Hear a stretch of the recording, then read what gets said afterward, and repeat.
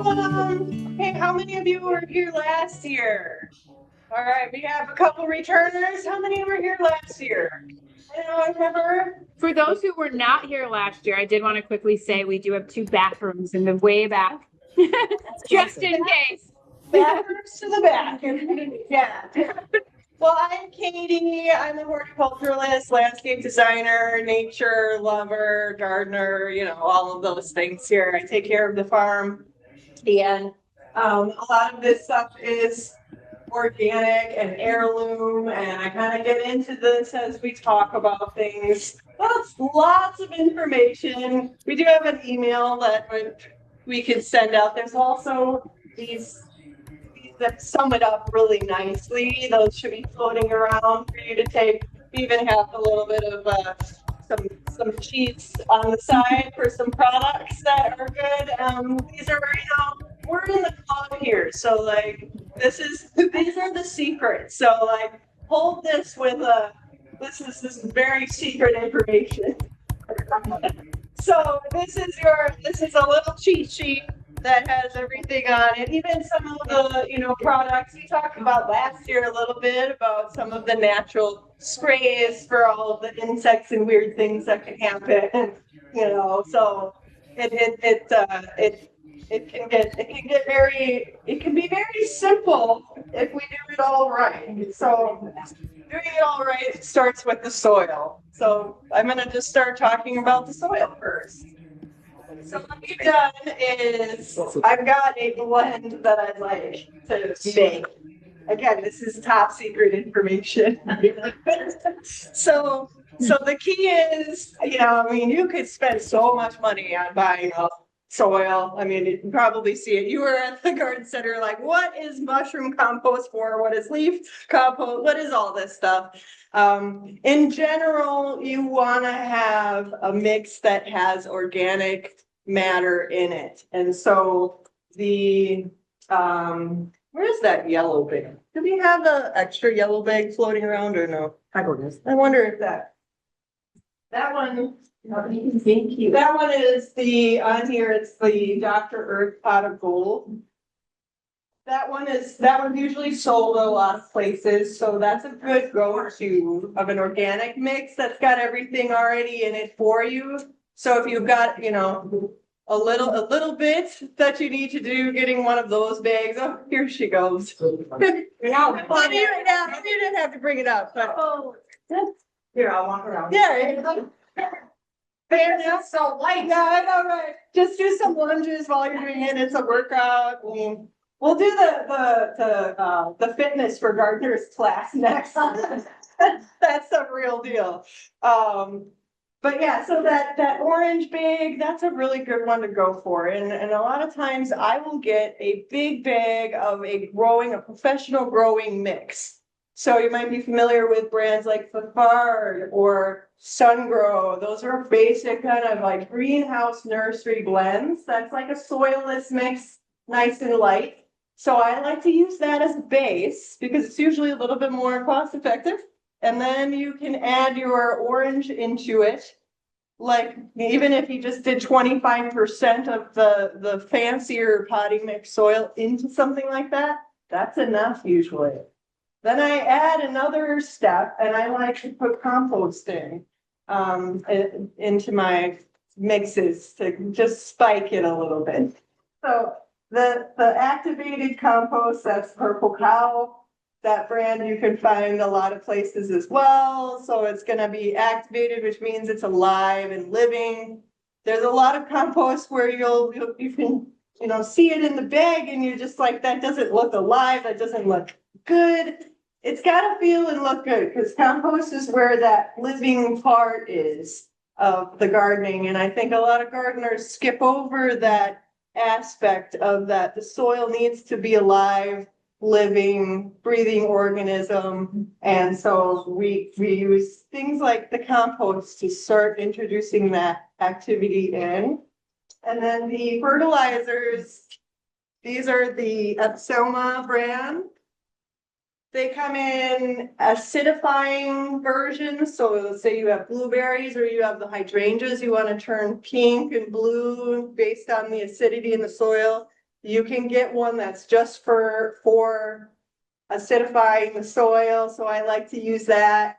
The tomato is excellent for peppers and tomatoes because they like to have a little more nutrients than most plants because they get the little calcium end rot and different things, like where the bottom of the tomato turns brown, that's a calcium deficiency.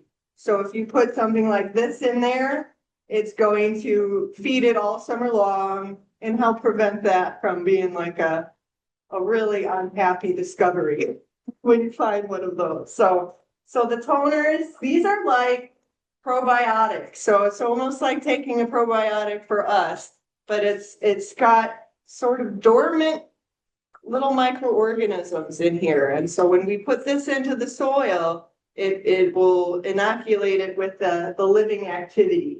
So once it just takes a little bit and then you're set to go for the whole season. So when we're planting pots, this is really great. It really shows up, I think, in July and August when things are just looking nice and full and happy and healthy. It's because the roots are accessing it and they're eating it. There's a beneficial aspect that happens with the roots and the mycorrhizae. They are the active pieces of the soil that is alive. And so if you were to look at it under a microscope, it would be moving and living and doing all this stuff. And that's what good soil should be. It should be moving under a microscope. Don't be freaked out about it. So does that help tomato well? So this is tomato tone. So yeah, these are all toners. So they're all toners. So you know what? I'm so happy because I see this for sale at Meijer, at Walmart, at Stein's, and everywhere now. A couple years ago, I could have bought stock in this company. But yeah, so it's nice that it's becoming more readily available, which means it's good stuff. If you just keep a little bit, I want that's a little size of something. Does it keep over a lot of years? Yeah, I just keep it in a kind of a, I don't want it to get too damp. Because it's still in that fertilizer category. So if you do get fertilizers wet in the bag, they become combustible, which is something that we don't want to do. You just keep it in your garage. So you keep it dry, keep it from freezing probably, so the garage is good. But yeah, so they come in the smaller bags like this, or when you're at the farm, you get the big bag. So, so yeah. So one of my patients that was telling me about, I got two. Yeah. One is a hydrangea. Yeah. It was purple when I gave it to my mom. Oh, yeah. How do you keep the purple coming every year so it don't turn white, right? So there's, Turn white. yeah, so as long as there's roughly 3 different types of hydrangeas. There's the ones that'll just be white and they have kind of more of a cone-shaped flower. That's a paniculata type. Those don't really change colors with acidity. The shorter ones with the they're like the what is it? The summer beauty. What is it called? Yeah. Summer. Endless summer. That's it. Yes, the endless summer hydrangeas. Those are the ones where you can switch them in there. They usually are sold as blue because they've already done the acidifying in the nursery. It'll last a season and then all of a sudden it'll come back pink next year. Yeah. So with our alkaline soils, alkaline turns it pink, acidity will turn it blue. So I would just get this in the acidifying version and top dress around the roots. And if it was planted really nice and the soil is great, that's all you need to do. But if you feel like the soil could use a little, I'm putting it in place. then I would do compost. So are you in Mequon? I'm in Grafton. Grafton, okay, Oh, so yeah. it's similar clay. Yeah, okay, we got some Grafton clay in the house. We got, yeah, it is nasty stuff around here. So the key with planting anything in this area with our clay is compost, is your secret ingredient. So I always dig the hole about 2 to 3 times the size of the pot that it comes in. Okay. And then I add about that same amount of compost. I use the pot that I'm planting to measure Okay. to roughly, and then you mix that in with your native soil and you just backfill it in and you put your toners. Will they all say toner on the bag? All It says the- tomatoes. Yeah, so it's all, they've got tomato tone, holly tone, acid tone, And I want to ask, garden tone, yeah. You want the acid tone, there's also holly tone will be acidifying too if they are out of the acid tone. Holly tone works the same, so. okay. Yeah, so that is the way to go, and I love this stuff too, because it's pretty foolproof. You know, you can't really, it takes a lot to burn a plant with this, so I like it for that, because I don't. Sometimes you get gardening, you get carried away, and it's not, too much fertilizer is not necessarily a good thing, but with this, I rarely burn a plant, so just following the directions on the back. You can go a little more generous if you want, especially with the acidifiers, but On the acidifier, if you've got an old hydrant yeah. that's on white, how often do you put the acid on it? And do you just water it in or what? Yeah, so this is a granular kind of a material. So when I'm using it on established plants, I will put a layer over the root zone, probably go out away, if you factor however far the leaves come out on how big that shrub is, those roots are probably reaching out in that area. So I will top dress that whole root zone with a nice layer of it. And if the soil needs a little help, I'll use some compost too. It's never a bad idea to always add compost. And again, especially in Mequon, it's just bring it and by the truckload. But if you put your layer over the top and then just work it into the top couple inches, just around those existing roots, that should do the trick. And then if it is the macrophylla type that does turn blue, so typically the macrophylla types are either pink or blue, then they never turn white. So if you have one that turns white, it's probably a different type of hydrangea, that is only white. So that's also a possibility. So you got the Annabelles with the big white balls that droop.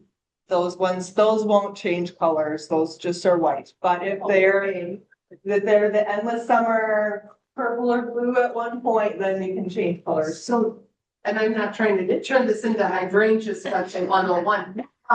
But it's great. I mean, hydrangeas are great. Right? They are great. We have a small shrub, but the rest of ours just come up from roots from the ground and they're white, so they won't turn. Aren't those limelight? Likely those are the Annabelle kind. Okay, Mhm. all right, I'm married into Yeah. And those ones, because they come back from the ground every winter, almost like a perennial more so. I grow Yes. like a perennial, so I'll cut them all the way back in February. Oh, it's never, okay, Because I like he to- likes the winter Yeah, interest, yeah. I like to leave as whatever I can to look at over the winter, Sure, because, yeah. our winters, so. So, We need, okay. even if it's a dead twig, I'm like, leave it. So. And you kind of in February, March, whatever. Yeah, actually, it's kind of a good time to start getting out there, and then with those white ones, you can cut them all the way to the ground and into the. Yeah. And they'll come all the way up. We came back in March and it was too late, so, but they're blooming again, it's just got all the dead stuff. Yeah, and they're tough, they can grow through. Okay. They're pretty tough, so, but. So it should just be done to compost. You see mushroom compost and manure compost and. Yeah. Well, tell us about those. Yeah, Differences and sure. Any of those any good? Yeah,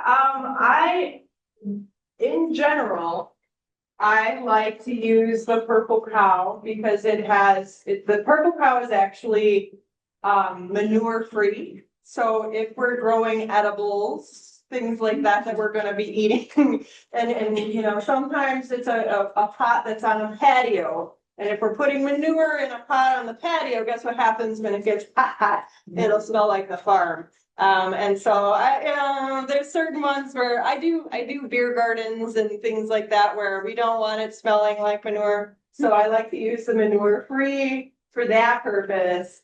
But it is the holy grail. The purple cow compost is the top. And then after that, the mushroom compost is going to add organic matter and lightness to the soil. So as far as the nutrients it's not a super high nutrient type compost. It's more so for that organic matter and the kind of the fluffy factor that it will loosen and lighten up soils. So mushroom compost to add to clay is great because it loosens it up. Roses love mushroom compost. For some reason, they have an affinity for the mushroom compost. So like there's certain plants that are like, oh, they really prefer that. But in general, what I found is like the purple cow is the go-to to just be the easy peasy answer for all. But with the other compost and like the leaf compost, there's bagged leaf compost. That's just going to be a lightener and a fluffer. Not a lot of nutrients that comes with that, just to add texture to the soil. So that's see what's another compost. We have the mushroom, the leaf, we've got manure free, we got the manure compost. Now that is always a good thing. It tends to be heavier. So when you need plants that like a lot of nitrogen, the manure is good. So the composted manure, yeah. So there's certain farm veggies that just go nuts over the manure. I mean, like if you want to grow a big pumpkin, grow it out of a straight bag of manure and you've got the biggest pumpkin. So it's generally best purple cow, but Where do you get the purple cow? the purple cow, actually, the garden centers have been selling it by the bag, which is fantastic. So you can get that at Miners has it, Steins has it. I think even Brush and Blooms in Painesville has it. So it's been nicely populated around here. So that makes me happy. And if you need a lot of compost and you do it the farm style, then you get a truckload of the Blue Ribbon organic compost. And that's from the Milwaukee area. There's a the Compost Crusaders. They have a compost collecting program. And so they collect all the Milwaukee areas.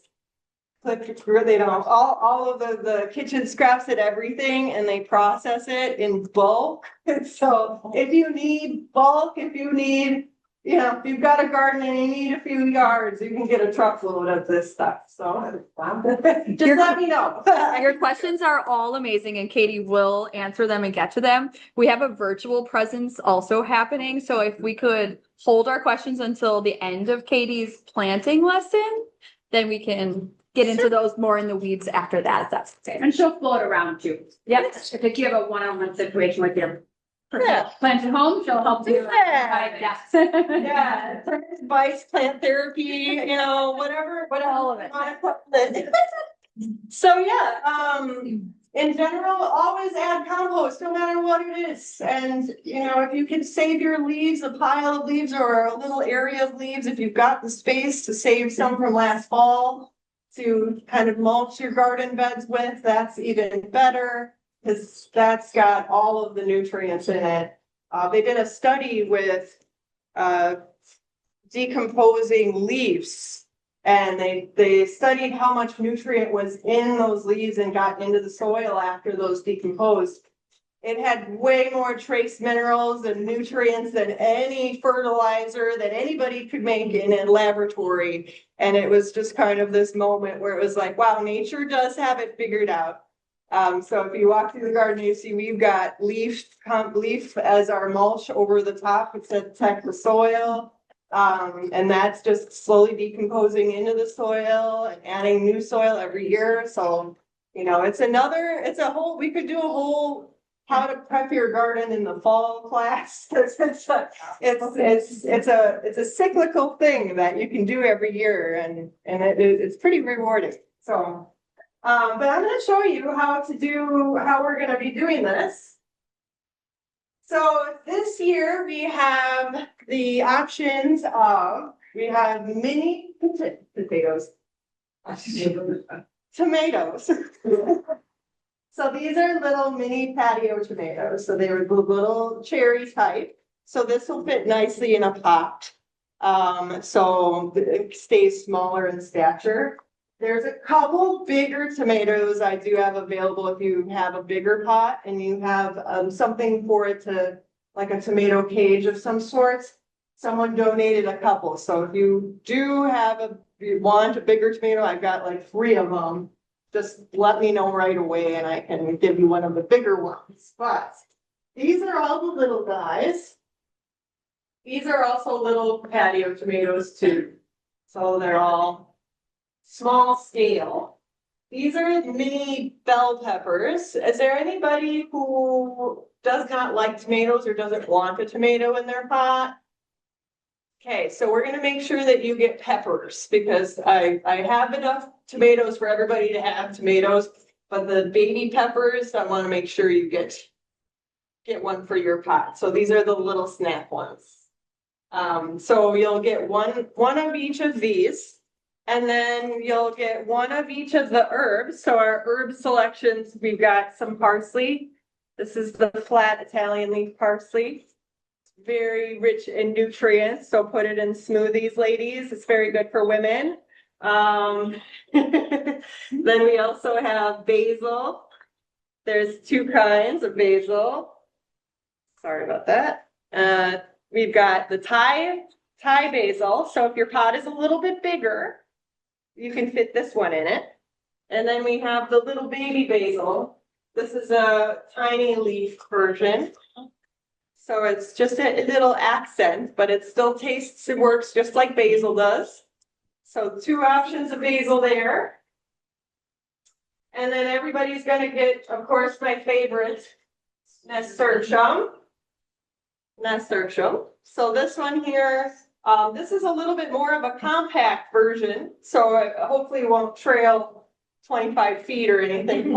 Maybe if you want that, I mean, but this is a compact heirloom variety. We had special grown by the organic farmer Janet Gamble with Turtle Creek Gardens. She's also got a CSA if you wanted to have like a box of farm veggies. She does a CSA where you can pick it up every other week or whatever. So there's those kinds of resources too, if you are interested in supporting your local farmer. But she grew these for us with lots of love. These are all edible. So the leaves are edible like a salad. The flowers are edible. They have a little bit of a spiciness to them. I like it. But in general, this is like one of the coolest plants that you can eat the entire thing, and it's so pretty. And of course, the hummingbirds and the butterflies, and everybody loves them. So everybody will get one of these. And everybody also will get marigold. I have a couple of little zinnias. These are tiny zinnias, so they'll fit in the pot. So if there's enough here, if you want one of those too. And then there's lemongrass up top. So there's some specialty items which we can get you set up with the pepper and the tomato and the herb. And then I can help you pick out whichever specialty thing that you might want. We've got lemongrass. This is a really cool decorative kale for fall. So like by the time fall comes in, your pot will look really pretty. So there's some of these. I have some Swiss chard, the rainbow chard. That's a fun one to accent in. So I can walk you through those when we get there. And then everybody is also going to get a lettuce for their pot as well. So there's something to snack on. And that's just gonna fill. I want you to eat your pots, you know? So everybody will get one of those as well. I'm gonna do a little bit of a fun thing. So I'm gonna show you how we can have fun with garlic. So at the end, if you want, at the very end, I'm gonna hand out some baby garlics. And you can put one of these in your pot and the scape will come up, which is edible. And the chefs are very much all about the scapes, the flowers of garlic. They say that one little flower head of garlic has the intensity of the entire bulb of garlic in its flavor. So be careful if you eat it. It's called. But if you stick one of these in garlic and any of the onions, they have beneficials to the soil as well. So if you're putting garlic and onions in your soil, they're adding actual alkaloids into the soil that help to diversify that population in the soil, keep pests away, keep everything healthy. So there's more than one benefit to putting garlic and onions in your garden than just keeping bunnies away, or it has actual science behind it. So if you want to stick a garlic in here and then at the end of the season or next spring, your garlic will start coming up out of your pot. So it's possible if it grows fast enough, it could be ready by fall. But if it's not big enough for eating yet, you could leave it over the winter and have it come up in spring in the pot. Just leave your pot in the garage, let it go dormant, and it'll come up in the spring all by itself, and you can let it mature, and you harvest it probably within a couple months of, next year if you did want to harvest it this year. So garlic, and then I also have little onions. These ones are already started. So I'll let you have a little fun onion to put in there. These get a little bit bigger, but they're fun. And then in the fall, you'll have a little onion for Thanksgiving. Yeah. You're like, we only have one onion this year. And then I also brought some more of those beans for us to put the magic bean in it. Because everything that's in the bean family, string beans, pole beans, they all have this ability to fix nitrogen to their roots. So when you combine those living microorganisms with a bean, they latch onto the roots and they help collect more nutrients for the plant. So they're almost like extender nodules that soak up all the nutrients, and then when the plant needs it in August, it's droughty or something, the plant can actually use its roots and access those extended nodules from the mycorrhizae, and there's more nutrients in available for the plant. So and then if you've got beans in the soil and you leave the roots, you're inoculating, they're leaving all those little pockets of nitrogen on those nodules. So next year, wherever you planted beans, it's already got nitrogen in the soil. So beans are nitrogen fixers, and they're kind of fun to watch grow, especially this one. And the flowers are edible on this one too, so I like to put those on. What type So of bean is it? this is a scarlet runner bean. Yep, so it'll kind of trail along your patio at its own direction. Make a big song. Oh, these are good. I know, there's some of them from last year got pretty big. And then to show you, this is compost tea. So this is something that I brew. Yummy. Now don't, cheaper. It's funny because like people are like, oh, you make it for your plants? They're special plants. And it's like, yes, they are special. So this is a combination of unsulfured molasses.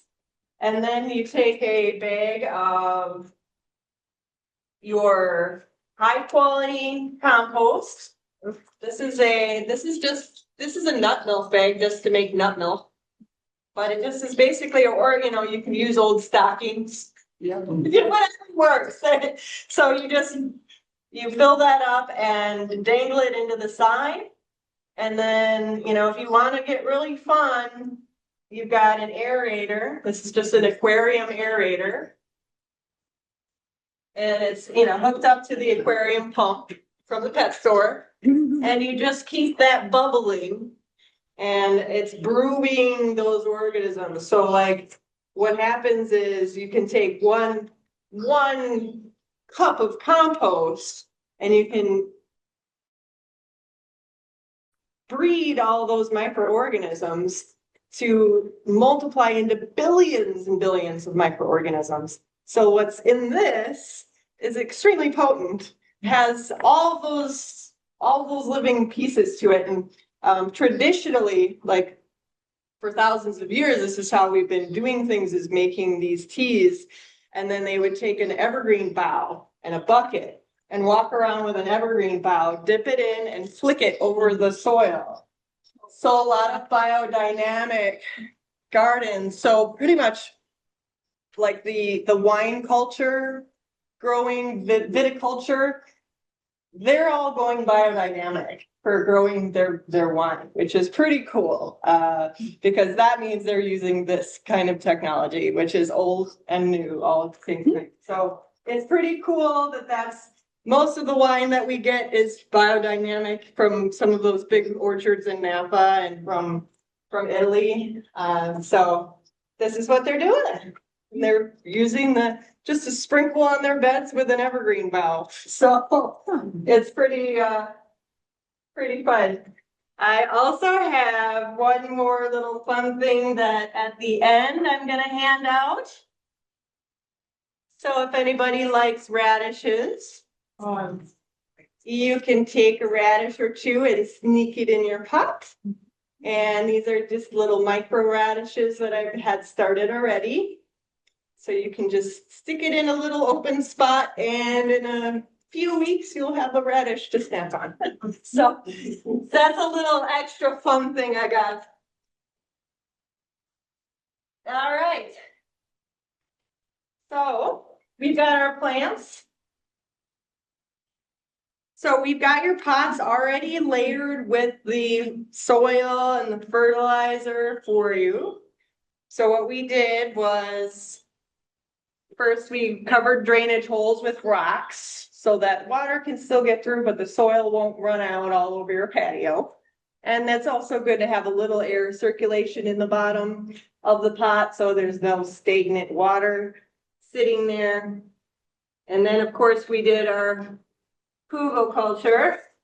Hugelkultur is where we add wood into the bottom. And this is an old German thing. They've been doing it for thousands of years. And here we are like, oh, look at this is so cool. So I put this even in my garden beds. You know, you could dig a hole 2 feet deep, throw some wood in the bottom, bury it, and then plant over the top of it. And what happens is the wood soaks up the extra moisture, kind of like a sponge. And then in August, when things get dry and droughty, and you know, sometimes it's like you have that really dry day and the plants just sort of wilt. This helps to prevent that because the plants can go down with their roots and access that reservoir of water that's held in these sticks. And it also helps to keep the soil evenly moist from drying out. So we put some sticks in there for you. For hugelkultur. The garden beds are giant versions of hugelkultur. So in the farm here, you'll notice that the garden beds kind of have a raisedness to them. So those are hugel beds. So underneath, we dug out 3 feet deep trenches across the whole thing. And then I have a buddy who had some trees. And I'm like, can I have your trees?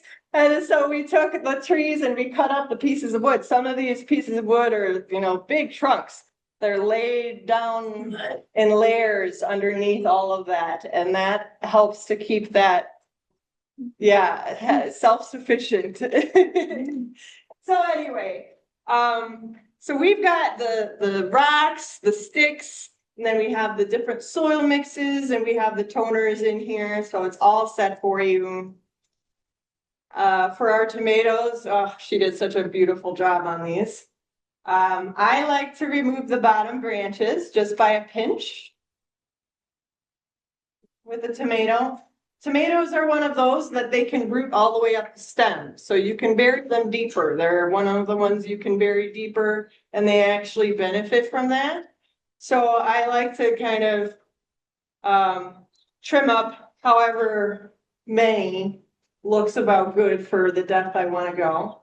The other thing that I'm gonna suggest is, as cute as the flowers are, I'm gonna suggest to pinch those off.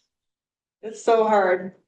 But it's going to be better in the long run, because if we left those flowers on, the plant is gonna try to make tomatoes and make fruit and not work on its roots and getting established for the summer heat. So it's gonna skip that step, and then you're gonna have a weaker plant. So anything you plant, if you can deadhead it as you're planting it, I know it's tough, but it's better in the long run. So then I'm gonna plant this one probably to be about that deep. So I'm gonna plant it about 2 inches deeper than the soil is right now. The other thing with tomatoes is you don't want their leaves to touch the soil. They're kind of princesses. They don't want water splash up on their leaves. They don't want foliar watering. They don't like to get water on them. They just don't want any of that. And so if you kind of factor that in as you're planting with your lower branches, this branch here, it's a little close to the soil for this tomato. So I might just take that guy off too. And as it grows, if we get stuff that starts to get close to the soil, just pinch them off. Keep it off the soil. Air circulation is key, because you can start to get spotty leaves. Again, tomatoes are princesses. They will get all kinds of funguses and leaf spots and botrytis and all these things if they don't have air circulation. But if you keep the air circulation there, usually you can keep a healthy, clean plant without having to do anything, chemically with it. So now she's got her labels on the pots, which I'm noticing. So we do have these labels. There's some on the table over there with some markers that are UV and waterproof, so they won't fade. So you can make some labels too if you wanted to have the labels, because it says it on the pod. Some of them have little labels. Okay, so then I'm gonna do our basil. Basil and Do you have to break up the, a lot of people say you matter? So if they're very wound up, Yeah. really tight, then I do like to do a little bit of massaging of these roots so that they can come out. This one in particular is ready. It looks great. I wouldn't disturb that too much. Okay. But there's a couple of them that Impacted kind of thing. I mean, that looks pretty good. You could probably loosen gently a little, but these ones are pretty good. Yeah, so we might find a couple of them that need a little bit of massaging, but. All right. So basil and tomato are actually companion plants. The basil will supposedly enhance the flavor of the tomatoes. So they work together. I'm gonna stick a lettuce in on the side. Again, trying to keep my air circulation for my tomato. You want to try to get soil, pull soil in along those edges. So we can also at the end come through and bring in some more soil to backfill. Some areas might be a little low. And I'm gonna put my flour over here. You can just play with it. Now, technically, I'd want to remove the flour on this, but I'll leave it for right now. Collective bone. I know, right? I'm just like, we're just gonna. This is your pot. It is. Where are you? I'm excited. Yeah,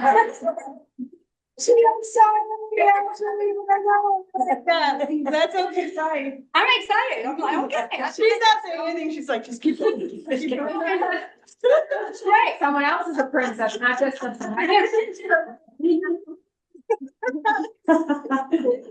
Are you saying that this is a tomato plant? Yes, that is what I said. We all have our like spirit plant. There we right? go. Like this. I'm gonna put the nasturtium kind of over here because it can cascade down. So if we put we still have that thriller, spiller, and filler thing going on here. So, you know, your thriller is your tomato or your pepper. Your filler is your basil and your flowers. And your spiller is your nasturtium and the beef. So we have the equation.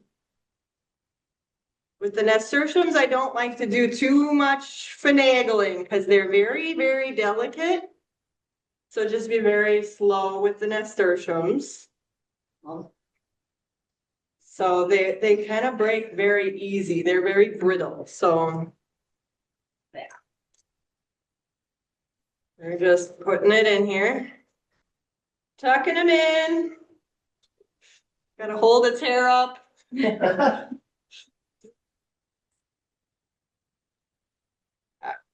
And again, I would, you know, take the flour off, but we'll leave it for right now. Yeah. I'll let you take your flowers Yeah. off when you get I it have to back. do something. When you get, yeah, right? No kidding. No kidding. And then, let's see here. So, I have one marigold in there. There's a chance that I could do a zinnia as well in this one. Do it. There's enough room. So, okay, so this is a type of zinnia. These are called profusion zinnias. Profusion zinnias are a little bit shorter. They're a variety that has smaller flower, but a lot of them, they tend to be a little bit more disease resistant. So for its size and its powerhouse abilities, I love the profusion zinnias. We're gonna have it stick off the side here. It's gonna be a funky one off the side. That's me.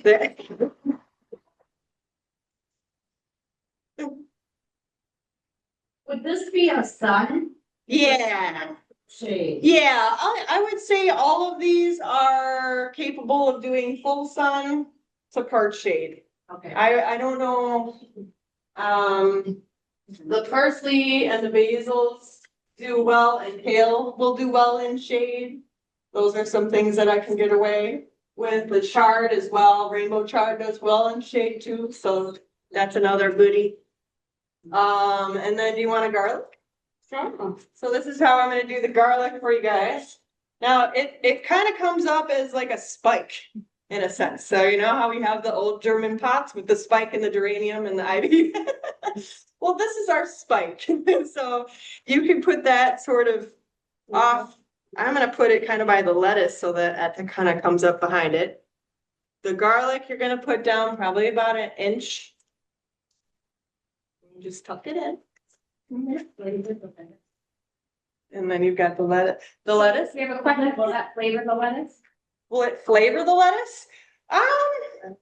That's a good question. It's possible because garlic does kind of influence things sometimes, but I don't know. I don't know for sure. I'd have to look. I mean, I wouldn't do that. I'd have to look that one up. Yeah, I know that basil will influence the flavor of things.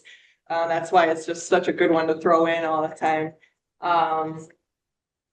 But yeah, that's a good question. Do you want a bean? Ew. This is for the patio, so you can have it spread. We're gonna put a bean in there. There's your bean by the marigold note. That goes down probably about an inch and a half. It's a big guy. And then you've already got a garlic, so we won't do an onion. And do you want a little radish snack? Sure. A little cutie patootie? Probably. We're gonna put him over here because it'll be ready in a couple weeks. And then that's just ready for you. And then by the time that grows out, then this can cover it up and fill in. Okay. And then I'm gonna take a little bit of my compost tea and just give everybody just a sip. And truthfully, this is gonna inoculate the whole container for the summer with living organisms. So all I really need is to just give it a little right now, and technically it'll just start multiplying by itself. So we're just gonna help you along with this. Some of the farmers that use compost tea, they're the ones that grow these ginormous, like, you know, these carrots that they grow with compost tea are like huge, and like everything is just ginormous. So it's a lot of fun when you do it for a big scale garden, and have it constantly brewing, and you can really grow some massive and beautiful. But that, you know, the cool thing is it's also adding more nutrient into the thing that you're going to eat, the product that goes in. You know, it pulls all of this nutrient into that pepper, that basil leaf, and the flavor is so much better because it's got that nutrient. You know, it's like when we take vitamins, you know, we're a little bit better. Like we're a little stronger, a little more, you know. So same concept with that. So there's an example pot. Yeah, and any questions on that part? Then we can just start getting our hands dirty. Actually, it's gonna be for our virtual Yep. friends. So we're gonna just give our virtual friends a break, and then we're gonna go, so since Katie has divvied up the plants allotted for everybody, we are going to bring the pot or the plants to your station. And then when you have all the 4 or 5, I can't remember what it was, something like that, then this group or whoever we start with, you'll come up to get your 1 or 2 special things from Katie and pick them out. And then please don't get up until you have all of the plants brought to you. And then we'll kind of dismiss by table so that Katie doesn't get bombarded, and so that you all have time to chat and ask a question about your pot to Katie. Okay, Does that work? all right. All right. All right. Thank you all for joining us online. I will share Katie's information soon, and we'll also follow up with the sheets that. Yeah, I've got them sorted. We'll talk to you later. Yep.